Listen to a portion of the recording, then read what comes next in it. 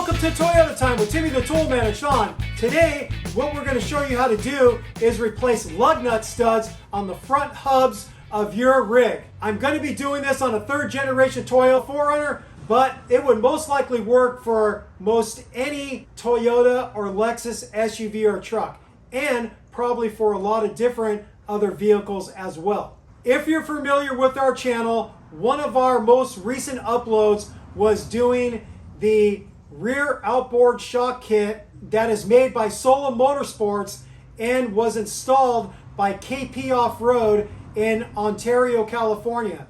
One revelation of that job was the current wheel spacers that I was running on my rig, they're 1.25 inches, weren't going to be sufficient to limit excessive tire rub when one of the rear wheels is fully stuffed into the wheel well. So what we did is we bought some 2-inch spacers, installed those, and found out that the tire rub was lessened greatly. But when I was installing those spacers on the front of the vehicle, I noticed that the lug nut studs weren't long enough to get full engagement of the lug nuts to hold those spacers onto the hub. And that was a little bit troubling for me. I did drive all the way back from Southern California with it like that, and it was fine, and it would probably hold up just fine. But it does concern me that I'm not getting full thread engagement with the lug nuts. So what I did is I bought some longer lug nut studs. I got a link from my buddy Jordan, and so I'm going to knock out the OEM length lug nut studs and replace them with the longer ones. With all that said, let's get out to the truck and get started with this job. I've got the front end jacked up, supported on 6-ton jack stands. I have them underneath my rock rails. If you don't have rock rails, you could just put it right underneath the frame rails on each side. Behind each of the rear tires, I have chocks so the truck can't roll anywhere. Even though I have the parking brake on, I don't want to rely 100% on the parking brake, so I have some nice heavy-duty rubber chocks backing it up so the truck goes nowhere. I'm going to get the wheels off now.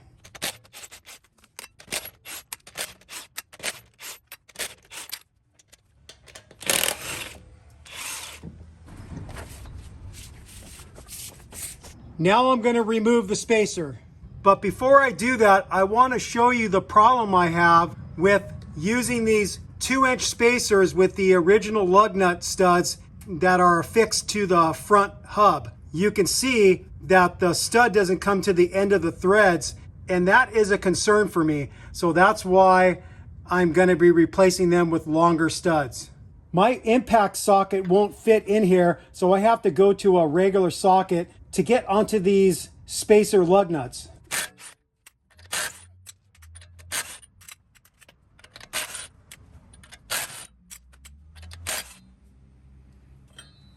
Now that I have the wheels and the wheel spacers off, I'm going to remove the brake caliper from the steering knuckle. In order to have an easier time getting in with the tools, I'm going to turn the wheel all the way this way to open up this side to where I can work. So this is the passenger side, and I'm going to turn the wheel all the way to the right. This now gives me way better access to get in here with my small impact guns and other tools to do the necessary fastener removals to get the caliper off. And then once I get the caliper off and hanging over here somewhere, then I'll turn the wheel back straight. The first thing I'm going to do is disconnect this ABS sensor clip that attaches to this brake bracket. I'm just going to release the tabs on the side while pulling on the ABS wire and get it out. Next, I'm going to remove this 12mm bolt that holds the brake line onto the steering knuckle. I'm going to use my small 3/8 DeWalt gun with a wobble extension and a 12mm socket. The reason why I'm using a wobble extension is this brake bracket doesn't fit onto the steering knuckle the same way as it did before because of the spindle gusset I welded on from Total Chaos. So this wobble extension gives a little bit of articulation to the socket to where I can get on there square and not strip it. There's the 12mm bolt. And then now you can see the brake bracket is free of the steering knuckle. Next, I'm going to remove these two 17mm bolts that hold the brake caliper to the steering knuckle. I'm going to use the same 3/8 DeWalt gun to remove those bolts.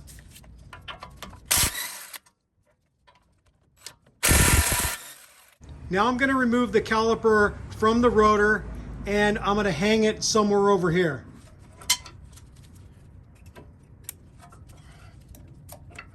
I just hung it right onto the upper control arm. And the thing you want to make sure when you're hanging it is you're not putting a bunch of strain on the soft brake line or the metal brake line, so you tweak them or you break them. So you just want to make sure that the caliper hook is taking all the weight, not your brake lines.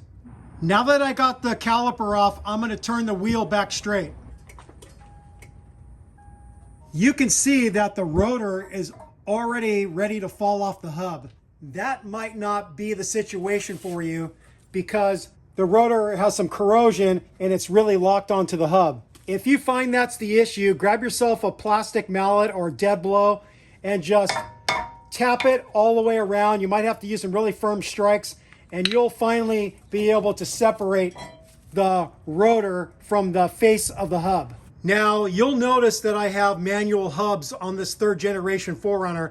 This isn't a stock setup. Early 1st gen Tacomas that are very similar to 3rd gen 4Runners came with this option, but 3rd generation 4Runners never did. So what I did is I got the steering knuckles and hubs and CV axles from a guy parting out a 1st gen Tacoma, and I bought them for a pretty fair price. I think it was a little under $400. If you want to see the videos I made with my buddy Jordan and one that I made by myself on the subject of doing a manual hub swap on your 3rd generation 4Runner or your 1st generation Tacoma, click on the link above and you'll be able to see both of those videos.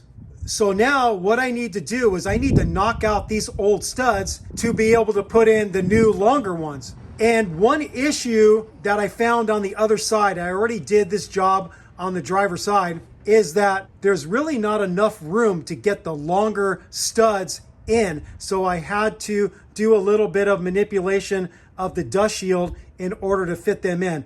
I'll get out one of the new studs and I'll show you a comparison of the length. So I'll put a new stud next to the old stud and you can see the difference. It's quite a bit longer. And it's hard to be able to get this longer stud in. So what I did on the other side is I took a hammer and I bent this section of the dust shield inboard to where I can fit this thing in. First, what I'm going to do is I'm going to knock one of these studs out using a brass hammer. It doesn't take that much force.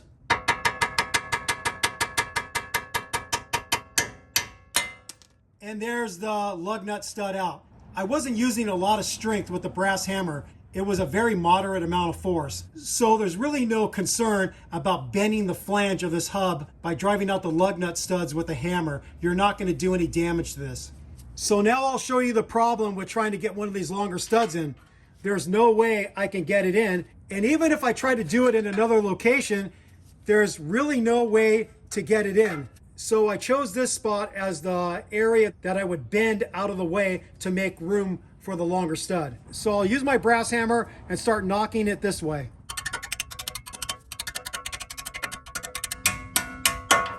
Okay, let's see if that's enough. And that is. So that's all you have to do. So now to be able to pull the new lug nut stud into the face of the hub, I'm going to use one of the lug nuts from my old wheel spacers to do that.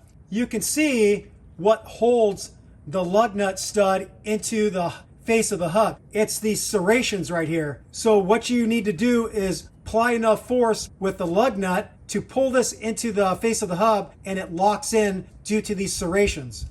For the installation of the lug nuts, I did purchase this specialty lug nut stud installer. It's got ball bearings in there, and the idea is you slide this over the stud and then you put your lug nut in there and then it just spins and sucks the lug nut stud into the hub. But what I found is the side of the lug nut stud installer was hitting the side of the hub, and I couldn't get this flush to the face of the hub. So it was basically useless for me for the install, and that's why I'm just going to use a lug nut to draw the lug nut stud into the face of the hub rather than using one of these specialty tools. If there is one that is a little bit narrower, then I could see it working, but this particular one that I bought isn't going to work for this application. So I've got my lug nut, and it's ideal to use one that has a tapered face to it. Your original lug nuts have a tapered face to it too, but I'd rather mess up one of my old lug nuts rather than one of the ones that is going to be going on my wheels.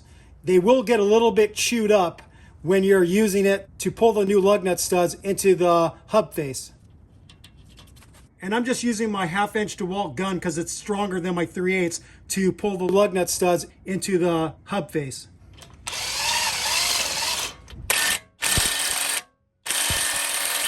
When your gun starts to load up, you'll most likely have it driven in all the way. Just get a good look in here. Make sure the end of the lug nut stud is flush with the hub. That looks good. So this is how you can replace a OEM length lug nut stud for a longer one. So I'll just zip off the lug nut. And just for good measure, I'll show you one more.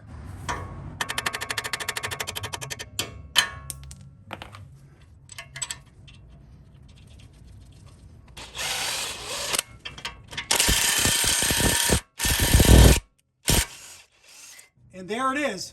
I'm gonna do the same with the remaining 4. Okay, all the new lug nut studs are in. Now what I need to do is bend this part of the dust shield back relatively straight as I can get it. I'm gonna do the final straightening with a couple channel locks.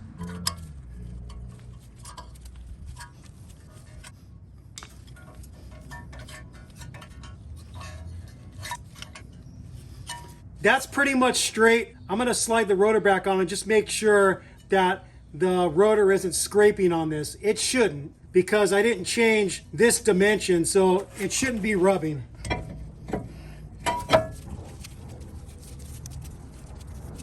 I don't hear any rubbing noise. I'm good to go. I'm going to secure the rotor to the hub face with a couple opposing lug nuts, because this enables me an easier time of sliding the caliper over the rotor when this thing is sucked up flush.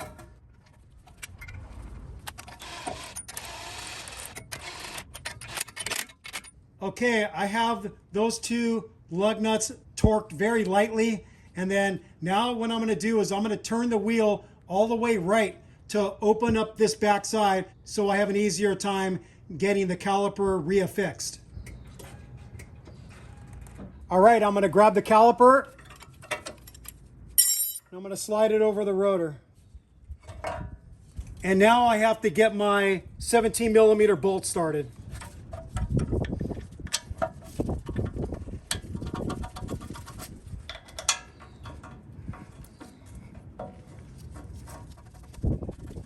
Both bolts are started. I'm just going to zip them in with this gun, and then I'll get the torque wrench out. The torque spec for these caliper bolts is 90 foot-pounds. Just going to tighten them up evenly and get them to the spec.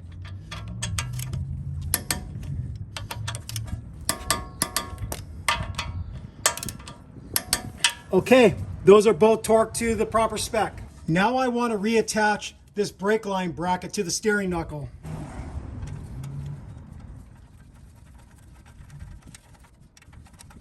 I'm just going to cinch that bolt up with my 3/8 ratchet. No torque value. Just know that that's a fairly small fastener. It doesn't have to be cranked on that tight. Okay, that's good and tight. I'm going to plug the ABS sensor wire back into that bracket. Now what I'm going to do is I'm going to turn the wheel back straight again. Now that I have the brake caliper properly secured, I'm going to remove the 2 lug nuts. I'm just wiping off the face of the hub a little bit for any loose debris.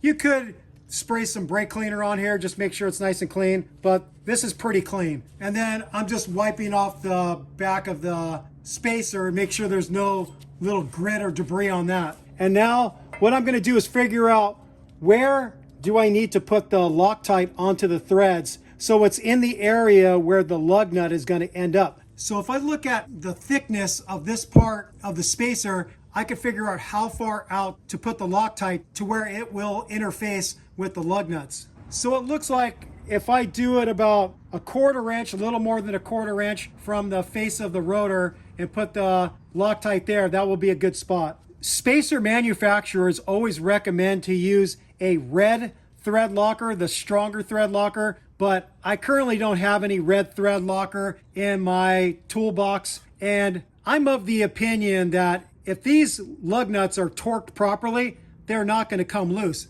I actually wasn't running any Loctite for a very long time. I never saw one of these lug nuts come off. So I think it's more of just a backup in case the person installing it doesn't really know what they're doing. But I'm going to go ahead and put a little bit of blue Loctite on the threads just for a little extra insurance.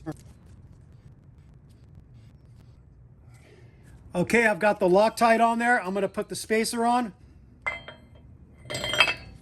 And then I'm going to get all my lug nuts started.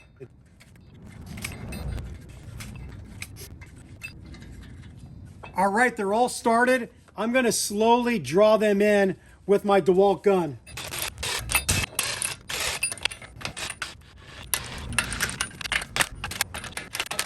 And if you're wondering, I'm not hammering those lug nuts on with full force. This DeWalt gun has an adjustable setting, so I put it on the lowest setting to get the lug nuts snug, but they're nowhere close to being at the torque value that I like to use, which is 85 foot-pounds. In a perfect world, I would have a helper with me and they could apply pressure to the service brake and it would clamp the brake pads onto the rotor, holding it steady for me while I torque the spacer lug nuts. Since I'm alone today, what I'm going to do is I'm going to stick a screwdriver into the cooling fins of the rotor and let that hold the rotor steady for me while I torque the lug nuts. Now, one thing that I'm not 100% sure of, and just to be safe, what I do is I remove the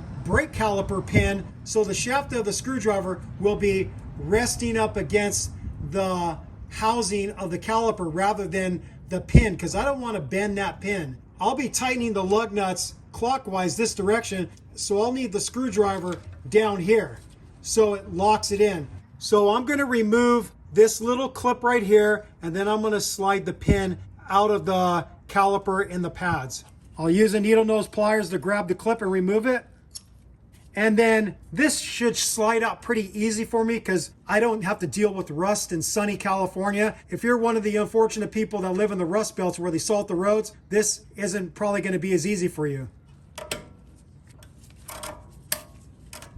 Okay, I have the pin out of the way. Now I'll reinsert the screwdriver, and that's going to hold the rotor steady while I tighten up the lug nuts for the spacer.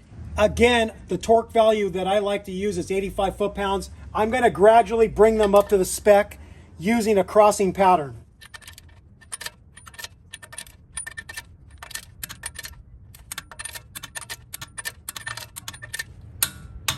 Okay, they all hit the torque spec. Now what I like to do to make sure I didn't skip one is I start near the 12 o'clock position and work my way around.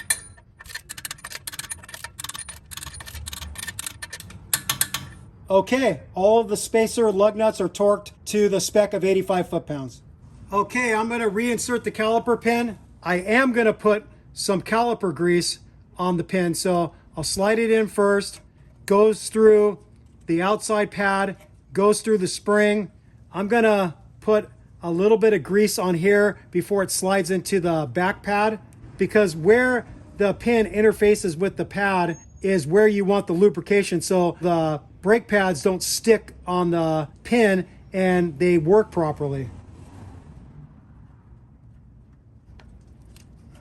And then I'm going to put a little bit on this side of the pin.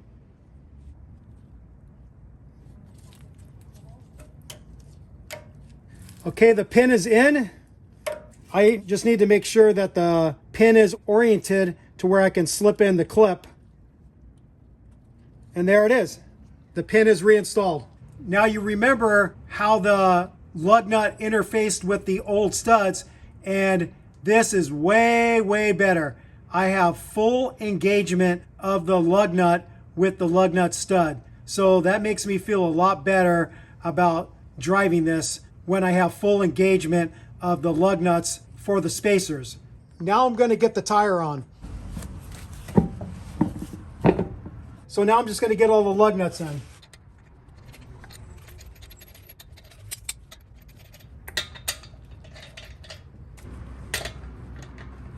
And now I'm going to snug them up with my gun.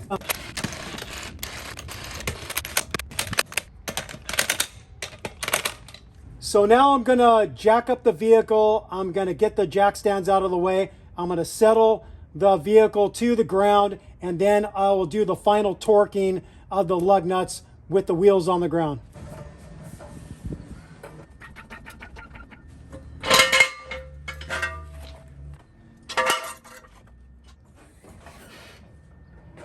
Now I just need to tighten the lug nuts for the wheel. Same torque value for the spacer lug nuts, 85 foot-pounds.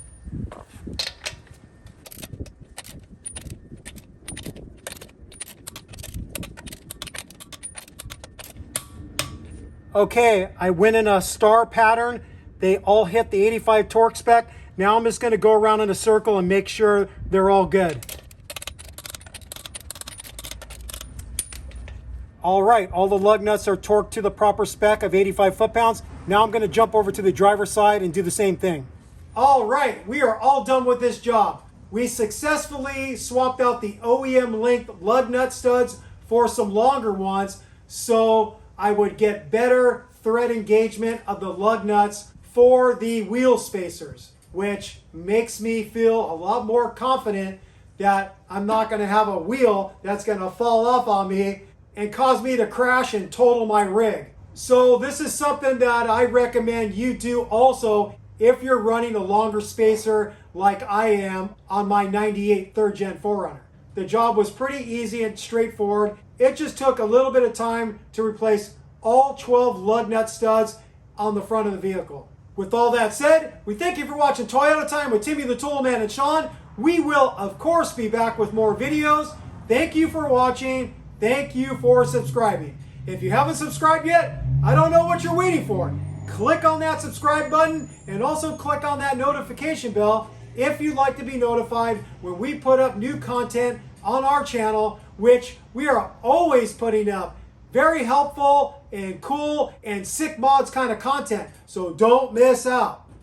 Peace out. Happy wrenching, sick mods, and sick lug nut stud replacements on your Toyota or Lexus SUV or truck. Bye-bye.